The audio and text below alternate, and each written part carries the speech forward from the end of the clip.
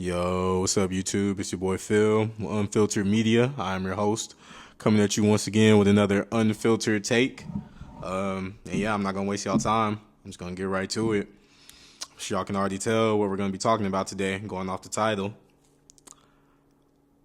I think Conor McGregor is going to knock out Max Holloway. Yeah, and I think it's gonna happen within one of the first 2 rounds. Yeah, go ahead. Oh, Phil, you tripping. Oh, Phil, here you go again, Phil. I'm on to you. You a rage baiter, man. What is you talking about? You a little McGregor tip rider. Man. Conor hasn't fought in years. Max is more active. All right, yeah. Heard it all. I've seen it all. Everything you're talking about, I've seen as well.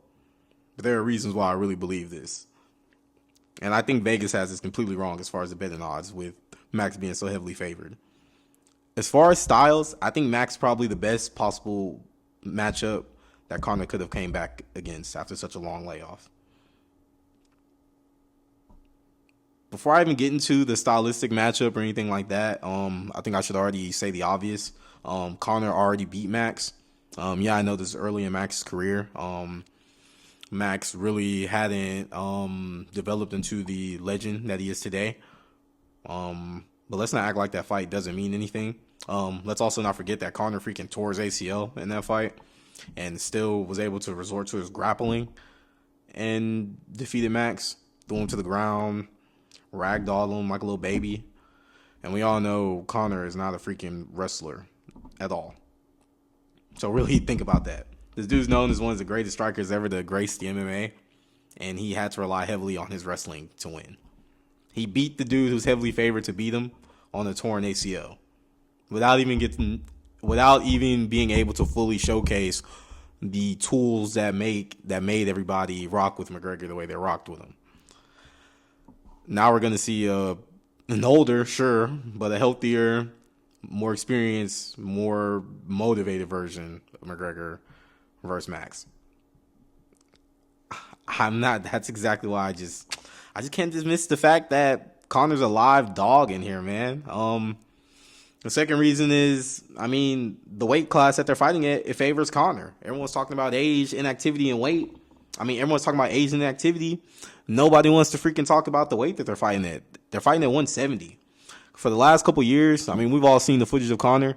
Conor has been walking around at this weight, around the lightweight to welterweight weight. He's used to it. He's used to carrying it. Max, no disrespect, shout out to Max. Again, he's one of the greatest featherweights of all time, but he's a featherweight. He's a smaller fighter, no disrespect. Conor looks completely comfortable at these weights.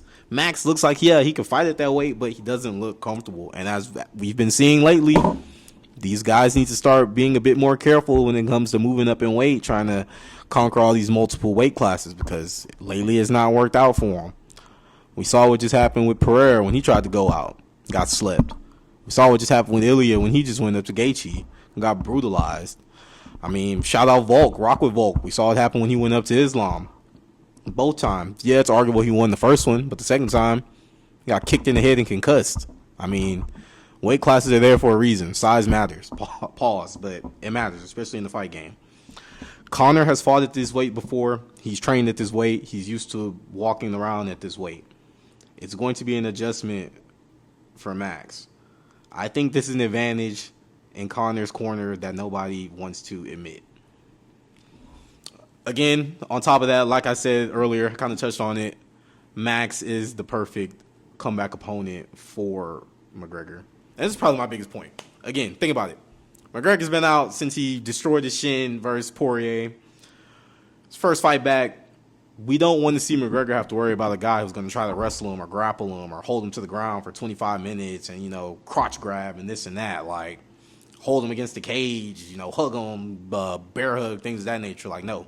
We want to see McGregor go strike for strike with another striker. Max is the perfect fighter who checks those boxes. Max ain't finna be looking for no takedowns. He's not looking for no arm bars or nothing like that. He's not about to backpack Conor or nothing like that. They're about to come through and throw hands, throw combos, throw volume, counters.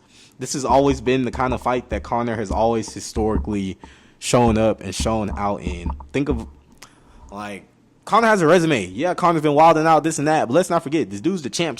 He has some of the most iconic wins of all time. Dude's a fighter.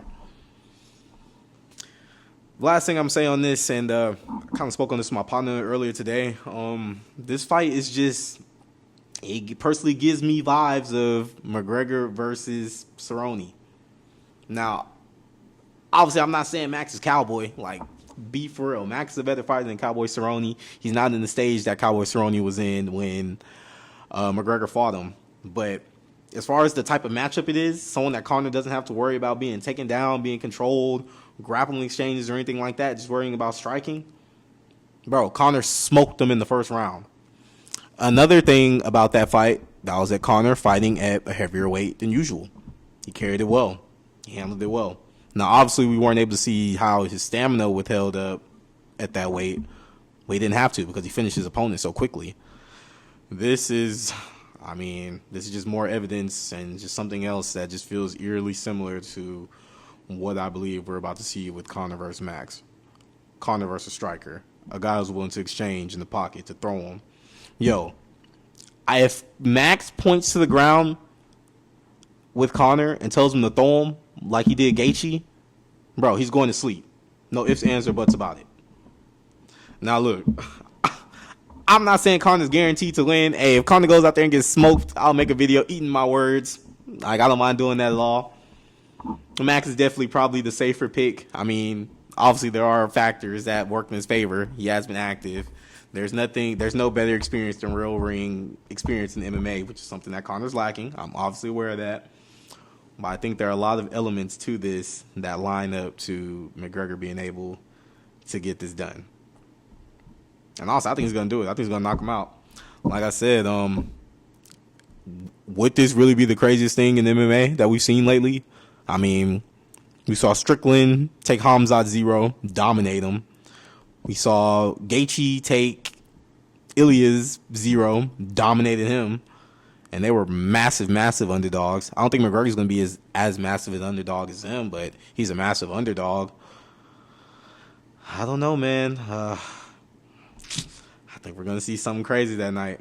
But, yeah, let me go and get on out of here, y'all. This is, again, your boy Phil with Unfiltered Media. That's my unfiltered take. Let me know what y'all think below down in the comments. Am I crazy? Am I tripping? Or are people really just counting out Conor way too early? Again, it's your boy Phil from Unfiltered. I'm out. Peace.